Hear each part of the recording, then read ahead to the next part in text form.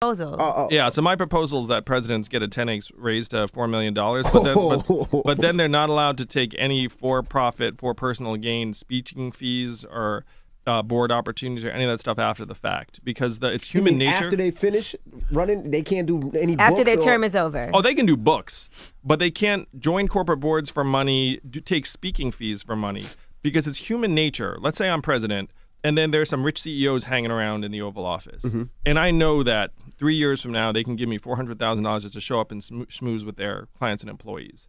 It's human nature for me to be a little nicer to them, be a little softer on them, to be like, oh, I should just make friends with this person because I'm going to end up hanging out on the jet with them after I'm president. So you get rid of that motivation. You say, look, I can't take a dime from anyone for personal gain. You're going to pay me enough so that I work for the people, but that's it. We have to stop worshiping the almighty dollar, and that starts from the top. And this raise can go into effect the president after me. I really do not care.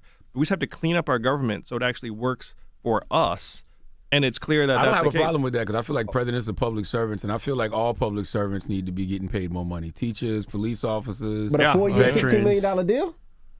You're the president. That's a lot, You man. get more to your ball players than your freaking entertainers. Why shouldn't the president get $4 million a year? Yeah, I think so. and then say no more profit taking after that. I think that's a fair deal. You ain't got to pay no cable bill, no house bill, no mortgage, no car note, no plane note. Still a tough job, sir. Apparently, I don't know. My wife was reading Michelle Obama's book, and apparently they account for White House household expenses and you had stuff. Yeah. I read his book. Yeah, they pay for all of that. Yeah. No, they do? Oh. Yeah, Stockton, California. They're going to be the first American city to experiment with free money. Yeah, I was with Mayor Tubbs on a panel just a few months ago, and I think it's tremendous that they're funding these basic income trials in Stockton. Mayor Tubbs is a great guy. I know some of the people that are funding that trial. But I will say, guys, it's embarrassing that a lot of the money for these trials is coming from private individuals. Because coming in the 60s and 70s, the United States government was giving money to thousands of American families to test out whether this sort of program works. And it should be the public sector leading the charge on this, because we're entering the age of AI. We're going to have self-driving cars and trucks in 5 to 10 years. 30% of malls are going to close in the next 4 years thanks to Amazon. 2.5 million call center workers in the U.S. are going to get replaced by AI. There was a study in The Guardian that said the median African-American household net worth is going to be zero by 2053, in 34 years. You guys see that study? No. Well, yeah, you should look it up. And so why are they forecasting that African-American net worth is going to go to zero? It's because of this economic tidal wave that is coming. This economic tidal wave is going to wipe out many working-class jobs. And it's going to be the equivalent of a natural disaster. And we know what happens in a natural disaster. Who suffers? Poor people who don't have the resources, people of color, and the same thing is going to happen in this. So that's why I'm running for president. Is I can see the tidal wave coming very, very clearly. What's different between welfare and government assistance in UBI? Well, the big shift we have to make is, instead of seeing it as, again, you're down in your luck, things aren't working out, so here's something to get you up to a certain point, but then if you do better, we take it away. That's the way a lot of our current programs are designed.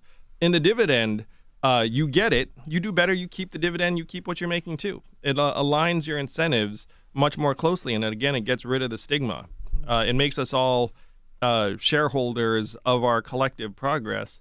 And then if someone comes up with some great innovation, you feel like, okay, at least I'm getting a little piece of that. And then we can start having a better attitude towards our shared future. You know what I love about you, Andrew? I love the fact that you're up here discussing solutions and not problems.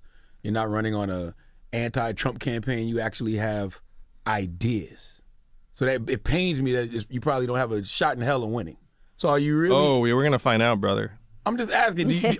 Are you running to actually win or just to disrupt the system? We raised almost $600K last month, which is more than just about every major candidate except for Bernie, and no one's heard of me. So you got to ask, how the heck did that happen? I'm talking sense, and like you said, well, I mean, now thanks to you all, some more people have heard of me, which I'm very happy for. But you're right. Trump is a symptom. What is the disease? The disease is the fact that we're getting pushed into economic distress. The disease is this mindset of scarcity that has overtaken our people, because if you can't pay your bills, then it's very, very hard to be clear thinking and optimistic about the future. The disease is increasingly that we're going to be competing against machines AI software robots that are going to be able to outdo us in terms of capital efficiency. This is the disease. So how do you cure the actual disease? Most politicians do not want to touch this with a 10-foot pole because they don't have real solutions. And the solution I'm going to suggest is that we share the bounty from all this economic progress as fast as possible. And that's why I'm running for president. Build the wall around Silicon Valley. That has to be your slogan. Shut up, man. I'm serious. Now, what about this? What about the slander? Donald Trump goes hard. He will slander everybody. Are you ready for that? You ready to get down dirty with the shenanigans? Well, we joke around the HQ what his nickname for me is going to be. Oh, and we've gosh. come up with Comrade Yang. Comrade Yang. Why Comrade Yang? Because it's a little bit like racially tinged. It makes me seem like this far out socialist, like, that sort of thing. And I'm looking forward to this. I mean, these guys in Iowa came up to me and they said, I voted for Donald Trump. I'm going to vote for you. One person said, you're actually what I hoped for when I voted for Donald Trump. Wow. So I can get some Trump supporters behind me because I'm trying to address the same problems that got him elected. But whereas his solutions were all backwards, it was like build the wall, turn the clock backwards, bring back the jobs. I'm saying we have to turn the clock forwards. We have to accelerate our society and our notions of our own value and work. And one of the examples I use is my wife is at home with our two kids, 6 and 3, one of whom is autistic. And right now the market values her work at 0, GDP values her work at 0, and that's completely messed up. We know the work she's doing is more valuable and difficult and important. Absolutely. And so we need to evolve in the way we see value. And this $1,000 a month dividend,